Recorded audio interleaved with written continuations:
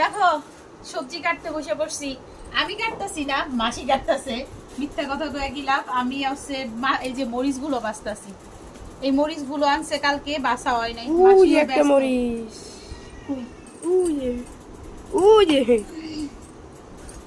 মাসি আমাদের সাহায্য করতে করতে মাসি ও টায়ার্ড হয়ে যাচ্ছে, যার জন্য মাসি আর কাজ করে শেষ করতে পারে না। আর এই যে সবজি দিয়ে তরকারি হবে, এর জন্য যে বেগুন আর এই যে ঝিঙ্গা এগুলো কাটতেছে। আর ওই যে কচু, আজকেও কচুর আইটেম হবে। আর এই যে আলু কাটবে, পেঁয়াজ দিয়ে তরকারি করব, এর জন্য এগুলো কাটাকাটি চলতেছে। এই দেখো আমাদের মাসি কিন্তু কুড়ানো শুরু করে দিয়েছে। আর এই যে কচু কুড়ানি দিয়ে এই যে কুড়াইতেছে, এভাবে তোমার কুড়ায়ে ধনে পাতা দিয়ে রান্না করে খেলে কিন্তু খুব স্বাদ লাগে।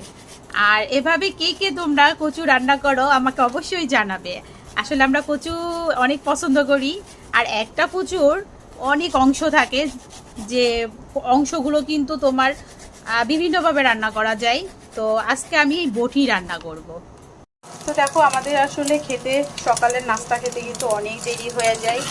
তো সেজন্য আবার এই যে ডিম দিয়ে আর ডাল দিয়ে রান্না করব। আর অন্য বললো যে ডিম ডাল দিয়েই রুটি খাবে। তো দেখো ডিমগুলো আগে ভেজে নিচ্ছি। তো দেখো এই তেলের ভিতরে একটু রসুন দিয়ে হালকা ভাজা হয়ে গেছে। আর এর ভিতরে আমি এখন এই যে পেঁয়াজটা দিয়ে দিলাম। পেঁয়াজটা বেশি ভাজবো না, হালকা একটু নরম করে ভাজবো।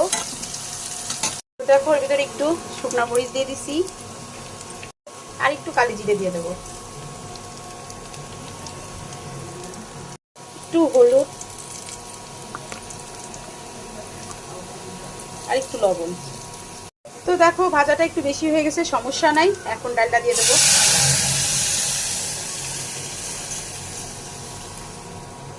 আর এই যে ডিমটা এখন দিয়ে দিলাম। ডিমটা অন্যরকমও দেওয়া যায়, কাঁচা হালকার ভিতরে দিয়ে দেওয়া যায়, কিন্তু আমার কাছে মনে হলো এটা খাইলেই ভালো লাগবো, সেই জন্য ভেবে দিলাম। মরিচ আর ধনেপাতা লাস্টে দিলাম। মরিচটা পটুর জন্য একটু লাস্টে দিলাম, কারণ পটু তো আবার একটু বেশি ঝাল খেতে পারে না, সেজন্য। এই যে দেখো রুটি দিয়া আর এই ডাল দিয়ে খেতে কিন্তু খুব মজা। এই যে পুটু খেতে বইছে, আর এই যে খাওয়া দাওয়া কিন্তু সবই শেষ প্রায়। তো এখন আমি খেতে বসবো। এদিকে রান্নাবান্না কিন্তু শেষ হয়ে গেছে, কিছুটা শেষ হয়েছে, আসলে কি শেষই হয়ে গেছে। কারণ আমি এই যে বটিটা রান্না করতে পারতাছি না, খুব দুর্বল লাগতেছে শরীর, খুব কষ্ট হচ্ছে, যার কারণে ভাবলাম দাঁড়ায় দাঁড়ায় আর রাঁধবো না। আর আসলে